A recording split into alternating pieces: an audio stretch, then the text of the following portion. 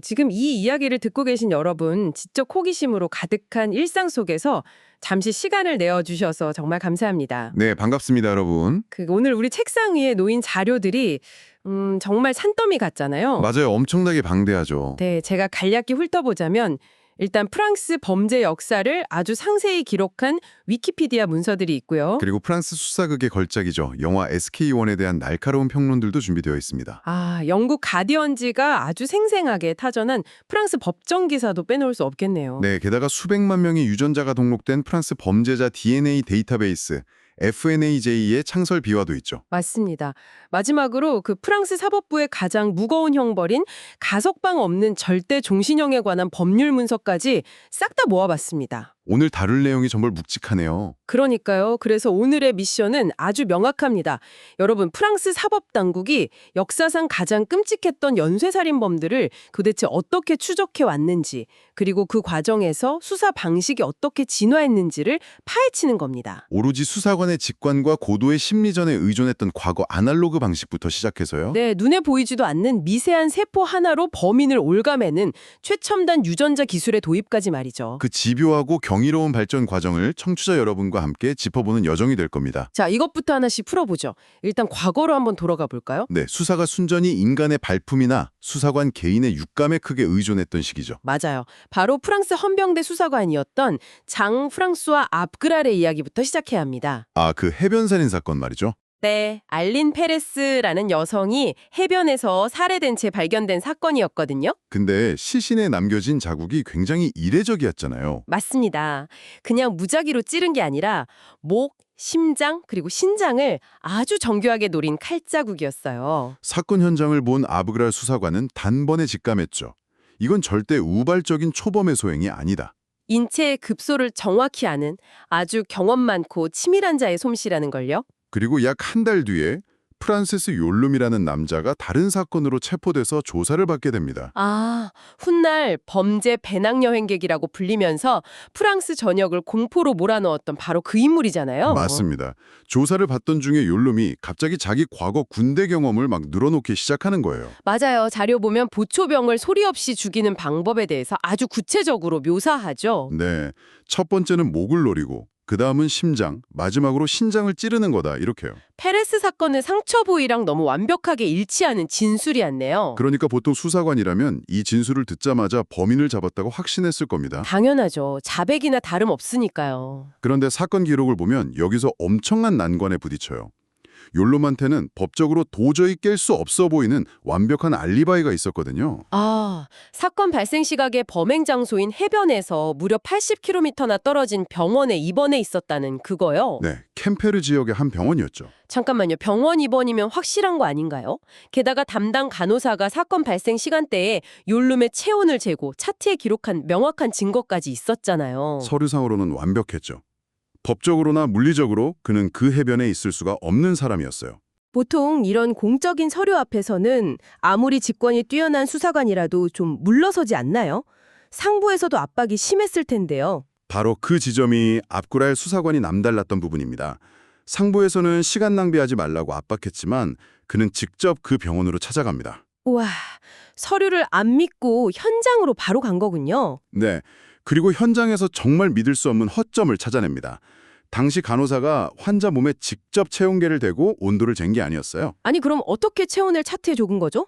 병실에 들어갔을 때 욜룸은 자리에 없었고 간호사는 단순히 침대 협탁에 놓여있던 체온계 눈금을 무심코 읽고 기록했던 겁니다. 세상에, 그러니까 차트에 적힌 건 욜룸의 체온이 아니라 텅 빈 병실의 실내 온도였던 거네요. 여기서 정말 흥미로운 부분은 이 시기의 수사가 얼마나 철저한 발품과 직관, 그리고 인간 행동의 맹점을 꿰뚫어보는 통찰력에 의존했는가 하는 점입니다. CCTV나 휴대폰 위치 추적 같은 첨단 장비가 아예 없던 시절이니까요. 오직 현장을 끊임없이 의심하고 사람 심리를 파고드는 끈질긴 기싸움이었죠. 그렇게 가짜 알리바이가 깨진 후에도 압구랄의 심리전은 멈추지 않았잖아요. 네, 욜름이 조사받으면서 압박감에 시달리다 무심코 한마디를 내뱉습니다. 이건 다 골로아 때문이야. 저 이거 처음에 무슨 암호인 줄 알았어요. 많은 분들이 그렇게 오해하시죠? 골로아는 사실 프랑스에서 엄청 대중적이고 독한 담배 브랜드 이름이거든요. 일반 수사관이면 그냥 용의자가 횡설수설 헛소리 한다고 치부하고 넘겼겠죠. 하지만 앞구랄은 그 스쳐 지나가는 단어 하나로 꽉 부여잡았습니다. 해변 근처를 샅샅이 뒤지기 시작한 거죠. 이 담배를 즐겨 피우거나 이 이름으로 불리는 누군가가 있을 거라는 직감 하나로요. 네. 수많은 사람을 탐문한 끝에 결국 사건 당일 해변에서 욜름이랑 같이 이 담배를 피우며 술을 마셨다는 결정적인 목격자를 찾아냅니다. 그 목격자의 증언이 욜름을 범인으로 확정짓는 핵심 고리가 됐네요. 진짜 한 편의 영화 같은 아날로그 수사의 마스터피스입니다. 정확합니다. 이건 수사관 한 명의 영웅적인 직관이 큰 힘을 발휘한 완벽한 사례죠. 하지만 동시에 이런 방식이 가진 한계점도 명확히 보여주는 것 같아요. 맞아요. 천재적인 수사관 한 명이나 운 좋게 찾은 단서 하나의 수사의 성패가 엇갈린다는 건 국가사법 시스템 전체로 보면 엄청나게 위태로운 일이거든요. 네, 특히 범죄자들이 사회의 평범한 이웃으로 위장하고 고도로 조직화된 형태로 나타나기 시작하면 이런 직관 위주의 수사는 커다란 구멍이 생길 수밖에 없죠. 여기서 정말 흥미로워지는 지점이요. 단지 우발적인 범죄를 넘어 완벽한 일상의 가면을 쓴 끔찍한 범죄 듀오가 등장한다는 겁니다. 가디언즈 기사가 다룬 그 부부 이야기군요. 최근 75세의 나이로 법정에 선 모니크 울리비에와 그녀의 남편, 아르덴의 식인귀 미셸 푸르닐의 사건 말이죠. 이 두 사람 이야기는 범죄가 어디까지 치밀하게 일상 속에 숨어들 수 있는지 보여주는 극단적인 사례입니다. 시작부터가 아주 기이해요. 아내가 교도소에 수감 중인 남편한테 펜팔로 먼저 연락했다고 읽었어요. 네, 놀랍게도 그들은 철창 너머로 편지를 주고받으면서 출소 후에 범행을 모의했습니다. 푸르니레의 비클린 환상을 위해 아내 모니크가 사냥을 돕기로 한 거죠. 남편 범행을 묵인하는 걸 넘어 적극적인 공모자가 되다니 진짜 모골이 송연해집니다. 1990년 조에나 페리시 사건을 보면 이들이 얼마나 사람 심리를 교묘하게 조정했는지 알 수 있어요. 영국인 유학생이었죠. 20살이었고요. 네, 부부는 자기 아벨에게 연원을 가르쳐달라며 과외를 핑계로 접근했습니다. 여기서 주목할 건 모니크 올리비에의 역할이에요. 아, 젊은 여성이 낯선 남조차에 타는 걸 당연히 경계할 텐데 모니크가 그 경계심을 허문 거군요. 맞아요. 조안나를 픽업하러 갈 때 모니크가 아기를 안고 조수석에 앉아 있었거든요. 우린 그냥 평범한 가족일 뿐이라는 무언의 메시지를 준 거죠. 피해자를 안심시키는 완벽한 미끼였네요. 일상의 평범함이 가장 무서운 무기가 된 셈입니다. 법정에서 모니크는 당시 남편이 잠재적 피해자를 찾아 배회하는 걸 마치 체스게임처럼 즐겼다고 증언했어요. 조안나가 차 안에서 자신은 처녀가 아니고 남자친구가 있다고 말하니까 푸르니레가 자기 통제에서 벗어났다는 사실에 격분해서 살해했다고요. 정말 비틀린 심리네요. 이걸 더 큰 흐름에서 연결해 보면요. 사법당국이 왜 수사 방식을 완전히 바꿔야만 했는지 이유가 명확해집니다. 범죄가 더 이상 어두운 골목길에서만 일어나는 게 아니라 학생과 학부모라는 일상적인 신뢰 관계 속으로 파고들었으니까요. 그렇죠. 뛰어난 수사관 한 명이 범죄자의 눈빛을 보고 직감하는 방식으로는 이런 선량한 가족의 탈을 쓴 심리적 덫을 사전에 차단하기 불가능해진 겁니다. 맞습니다. 수사망을 비웃듯 진화하는 범죄자들을 잡기 위해서는 개인의 능력이 아니라 시스템적이고 과학적인 무기가 필요해진 시점이었죠. 그리고 1990년대 파리에서 프랑스 사회가 아날로그 수사의 한계를 가장 뼈저리게 느끼게 된 악명 높은 사건이 발생합니다. 영화 SK1의 소재이기도 한 바스티유의 야수, 기 조르주 사건이네요. 기 조르주는 파리 일대에서 무려 7명의 여성을 자택에서 잔혹하게 살해하며 파리 전체를 급도의 공포로 몰아넣었습니다. 자료를 보니까 당시 담당 형사였던 프랑크 마뉴가 거의 10년 동안 처절하게 이 사건에 매달렸더라고요. 네, 범인의 교활함도 있었지만 진짜 큰 문제는 당시 프랑스 경찰 조직의 관료주의와 정보의 단절에 있었어요. 아, 파리가 여러 구역으로 나뉘어 있는데 각 경찰서끼리 정보를 공유 안 했다고요? 맞습니다. 각 경찰서의 이기주의가 팽배했죠. 그래서 마뉴 형사는 각기 다른 구에서 발생한 살인사건 서류 더미를 혼자 파헤쳐야 했습니다. 침입 수법이나 피해자 프로파일 같은 미세한 유사성을 다 수작업으로 찾아서 점과 점을 연결했다는 거군요. 네, 시스템이 없으니까 사람이 직접 시스템 역할을 해야 했던 고통스러운 10년이었죠. 책상 위에 종이 서류 산더미를 쌓아놓고 대조하는 형사의 모습이 그려지네요. 근데 형사가 그렇게 고군분투하는 동안에도 범인은 계속 빠져나갔고 피해자는 늘어났잖아요. 불행히도 그랬죠. 그럼 대체 이 모든 게 무슨 의미일까요? 기조르주 사건이 왜 프랑스 범죄 수사 역사에서 그토록 중요한 전환점이 된 건가요? 바로 그 영화 제목이자 기 조르주의 수사 코드명인 SK1의 답이 있습니다. SK1은 시리얼 킬러 1호의 약자거든요. 프랑스 최초의 연쇄살인범이라는 뜻인가요? 아니요. 프랑스 범죄 역사상 최초로 DNA 분석을 통해 여러 사건이 동일범 소행임이 묵히고 최종적으로 체포된 연쇄살인범에게 부여된 상징적인 이름입니다. 아, 아날로그 방식의 끈질긴 추적 끝에 만난 거대한 벽을 드디어 과학이라는 무기로 부순 최초의 순간이었군요. 그렇습니다.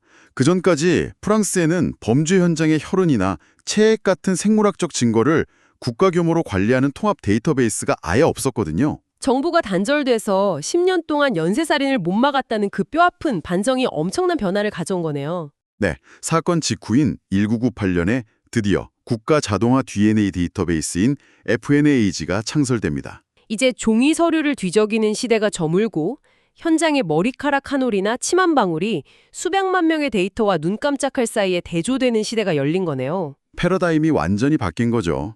직관과 감으로 용의자를 지목하던 시대에서 오차 없는 생물학적 증거가 범인을 확정짓는 시대로요. 그런데 과학기술 발전이 여기서 안 멈추잖아요. 이 데이터베이스가 범인 본인의 DNA만 유용한 게 아니더라고요. 네, 유전자 추적 기법이 믿을 수 없는 수준으로 진화한 걸 보여주는 2002년 엘로디 쿨릭 살인 사건을 봐야 합니다. 현장에 범인의 뚜렷한 DNA가 있었는데 데이터베이스를 돌려보니 일치하는 사람이 없었던 그 사건이죠. 맞습니다. 범인이 전과자가 아니라서 DNA가 등록 안 되어 있었던 거죠.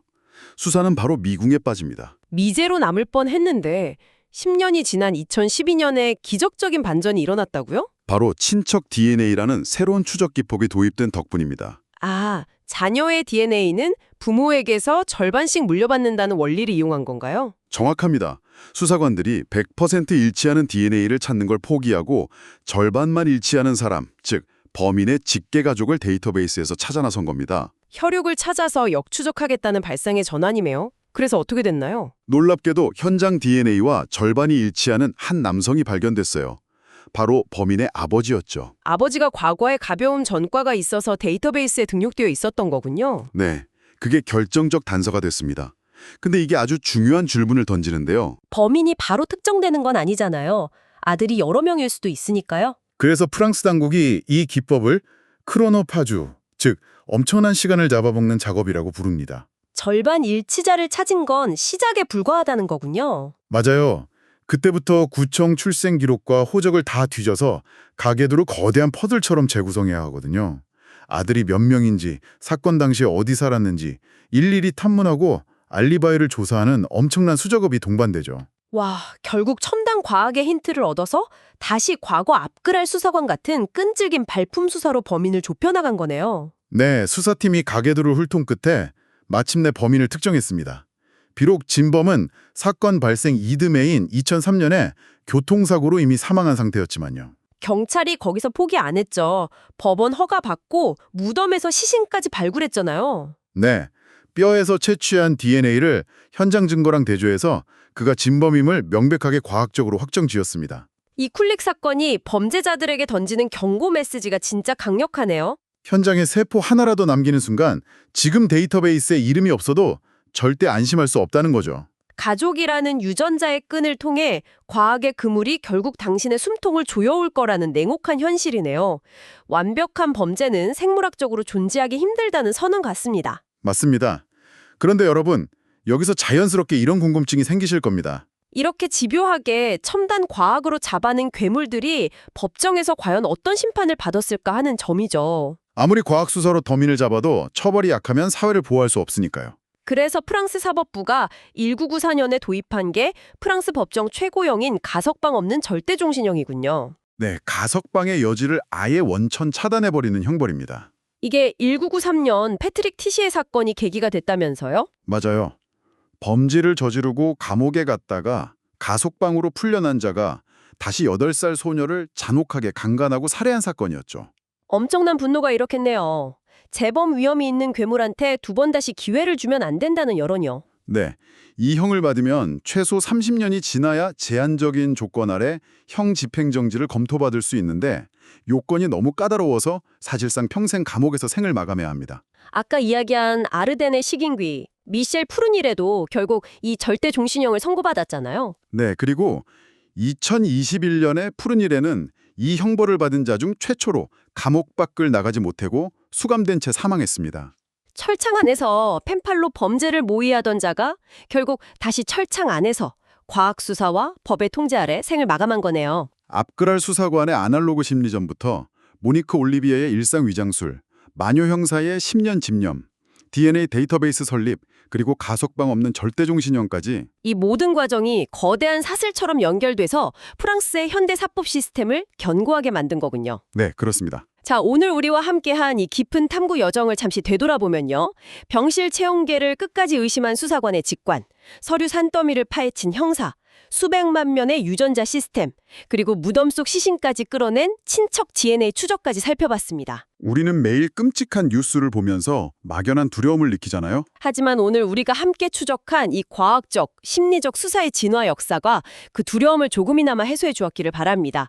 보이지 않는 곳에서 끊임없이 진화하며 끈질기게 뛰고 있는 사람들과 시스템이 있으니까요. 지식이 단순히 아는 걸 넘어서 우리가 사는 세상의 안전을 이해하는 안목이 될 때 진정한 의미가 있다고 생각합니다. 네, 과학은 사법당국의 가장 강력한 무기죠. 하지만 기술이 이렇게 완벽해질수록 범죄 양상도 우리가 상상 못한 형태로 다시 진화할 수 있다는 걸 잊으면 안 됩니다. 맞아요. 그래서 이 방송을 듣고 계신 청취자 여러분께 마지막으로 도발적인 질문을 하나 던져보고 싶습니다. 네? DNA 데이터베이스와 유전자 추적 기술이 이렇게 숨소리조차 잡아낼 만큼 완벽해진 오늘날. 어쩌면 미래의 지능적인 범죄자들은 생물학적 흔적이나 디지털 발자국을 단 하나도 남기지 않는 극단적인 방식을 진화시킬지도 모릅니다. 흥미로운 과점이네요. 만약 첨단 과학마저 더 이상 어떤 단서도 찾지 못하는 날이 온다면 우리는 결국 그 옛날 앞그랄 수사관이 했던 것처럼 오직 사람의 눈을 보며 허점을 찌르는 순수한 인간 대 인간의 심리 체스 게임으로 다시 돌아가야만 하는 걸까요? 과학의 한계 앞에서 다시 인간의 직관으로 돌아간다는 거군요. 네. 인간 본성을 파고드는 직관과 완벽을 추구하는 과학 사이에서 미래의 범죄 수사는 과연 어떤 모습을 띠게 될지 여러분의 생각은 어떠신가요? 정말 깊게 생각해 볼 만한 화두네요. 오늘 이 방대하고 깊은 지식의 바다를 함께 항해해 주신 여러분께 진심으로 감사드리며 오늘의 심층 탐구는 여기서 활기차게 마무리하겠습니다. 다음 시간에도 여러분의 지적 호기심을 강렬하게 깨워줄 새롭고 놀라운 이야기로 찾아오겠습니다.